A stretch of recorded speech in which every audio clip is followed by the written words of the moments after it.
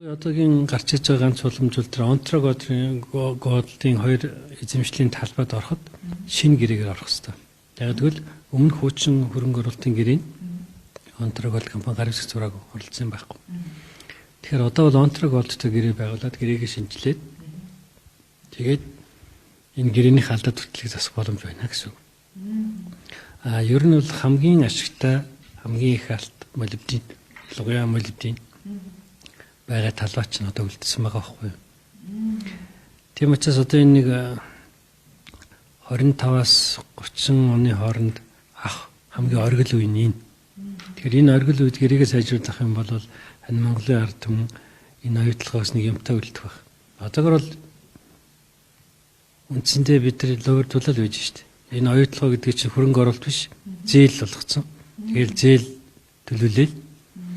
Сая аудитын дүгнэлтээр харж хахад 21 оны байдлаар шүү. Тэд нар зээлийн хүмүү гэдэг янз бүрийн байдлаар одоо ингээд менежментийн төлөвлөгөөд ингээд авсан ашиг нь 10.1 тэрбум. Одоо би чамд харуулъя. Тийм байгаас. Энэ аудитын дүгнэлт шүү. Тийм бэ. 10.1 тэрбум. Тийм. Ашиг нь 10 жилийн хугацаанд ашиг нь. Гүйцэтгэлээс Ирэтэнтэй компани 10 жилийн хугацаанд олсон орлого 21 оны байдлаар гэдэг энд бичсэн байна. 10.1 тэрбум доллар. Монголчууд эцэг олсон гэж бодож байна чи. Жилдээ нэг 10 дахин бага одоо 10 дахин бага ашиг олсон биш.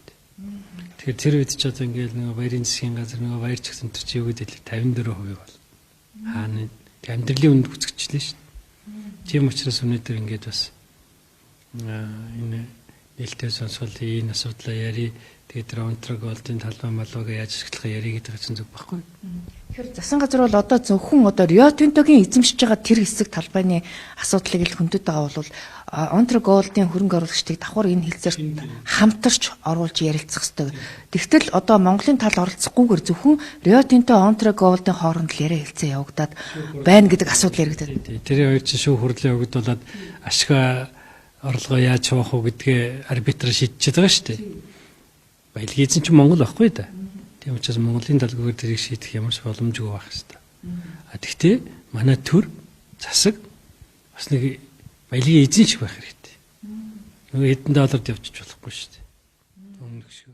Тэгэхээр одоо нэг засгийн газар бол бас нэг энэ нэг баялагын эзэнтийг төлөөлөөд 60 түүний баялаг гэж байгаа шүү дээ.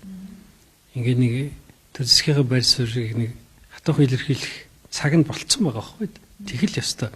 Тэгэхгүй зүгээр ингээд захирлыг солилоо мөллөөгээд бас нэг иймэрхүү нэг арт түмнээ хоорсон маягаар хандвал болохгүй шүү. Тэр нэг мөнгө сөхчлөө сайн нэг захирал тавьсан шүү дээ. Тэг чи эхнээс нь эднэртэй явсан. Чоны сүрэгт нийлсэн нохоо байхгүй.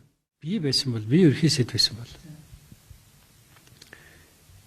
Ер нь бол энэ Дубайн гэрээгийн чинь хүчинг болгоцсон шүү дээ их хурл.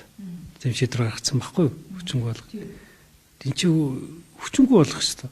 Тэг хүү төлөхгүй байх хэвээр шүү дээ. Тэгээ Дубайн гэрээтэй холбогдлоо 4 тэрбум долларт нь хамгийн их хүү төлж байгаа юм байна. Тэг ингээ хүчингүй боллоо гэдэг чинь тэр зээл мэйл чинь бүгд ингээ хүчингүй болоо тэр хүмүүд төлөхөн зогсох хэвээр, тэр хураамжууд төлөхөн зогсох хэвээр. Энийг засгийн газар хэрэгжүүлэх хэвээр байхгүй. Их хурл шийдвэр гаргачаад байна шүү. Аудитын бол баланстай тэглээгүй л шүү гэсэн бэлээ. Аудитын болохоор тийм. Хизээний аудит үл чинь 2-3 жил. Яг нэг хилцэх гээд нэг хилцэж чаддаг ус нууцаар ирүүлсэн гэдэг харин битээ тэгээд та нууцаас гаргаа гэдэг ингээд буцаацсан байж байгаа. Ер нь бол нэг юм асуудал байдаг юм. Оюутлагын хөрөнгө оруулалтын гэрээ их хурлаас сойрхон баталсан тогтвортой байдлын гэрээ мөн үү гэдэг асуудал. Гэтэл их хурлын архив ухахаар тийм байхгүй байгаа байхгүй юу? Юу гэсэн үг их хурлаар сойрхон батлаагүй гэрээ гэж хэлэх гээд байна уу? Уг нь батлах болсон. Тэгээ одоо ямар нэг материал байхгүй байгаа байхгүй их хурл дээр. Ноцтой асуудал шүү. Оюутлагын асуудал одоо хөрөнгө оруулалтын гэрээг баталсан. Сойрхон баталсан асуудал байхгүй байна. Баримт нь байхгүй.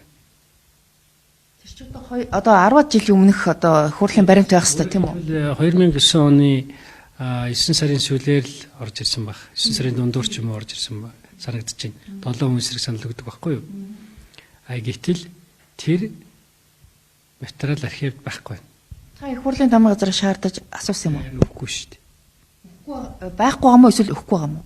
Байхгүй нэг гэдэг. Тэгэл би ярьж шүү дээ. Тэгэхээр одоо энэ асуудал дээр Та Саяхан баталсан гэрээ мөн үү гэдэг асуудал. Доктортой байдлын гэрээ мөн үгүй юу гэдэг асуудал байхгүй юу? хэрвээ тэгээд их хурл дээр баримт нь олдохгүй бол энэ доктортой гэрээ биш гэж та хэлэх гээд байна уу? Их хурлаар ороог бол доктортой байдлын гэрээ их хурлаар Саяхан батлуулах хэрэгтэй байхгүй юу? Тэгэхээр одоо энэ 10 жилийн хугацаанд одоо хөнгөлтөө явж ирсэн татварууд эргэлзээтэй гэсэн үг үү? Тэгээ харин тэр уг нь баталсан санагдаад байна. Тэгээд яагаад байхгүй гэдэг асуудал шүү дээ. Албаар гээцсэн юм уу? Алга болгоцсон юм уу гэдэг асуудал хөндөгдөх үү? Би одоогор хийж мэдэхгүй шүү дээ. Яагаад тэгээд байгаа юм гэж. Яагаад байхгүй гэдэг. Устгацсан юм уу? Гэдэг асуудал байгаа даа байхгүй юу? Энэ асуудал дээр засгийн газар бас нэхэж шаардах уу? Одоо энэ оюутлогын асуудлаар чинь манай Батэрдэн гишүүх ярьдаг байсан шүү дээ. Батэрдэн бас нэхэд авч чадаагүй юм билээ.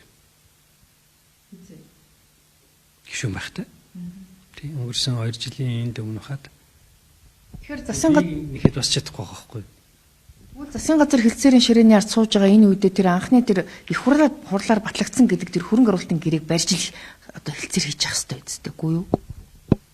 Гэхдээ тэр гэрээндээ өөрчлөлт оруулсан чинь энэ ер нь Саяхан баталсан гэрээ мөн үгүй юу гэдгийг ер нь ярих хэрэгтэй юм шиг байна л. Яг л энэ чинь байхгүй байдаг шүү дээ. Архивд. Энэ асуудлаар засгийн газарт одоо асуулга хөргүүлэх үү? Гэхдээ засгийн газар асуудал хөргүүлэхээс илүү би ингээд их хурлд энийг одоо гаргаад ирээгээд шаардлагал бүр мухарлаа л гэж боддог. Яг өгөхгүй юм тий. Яг байхгүй гэдэг.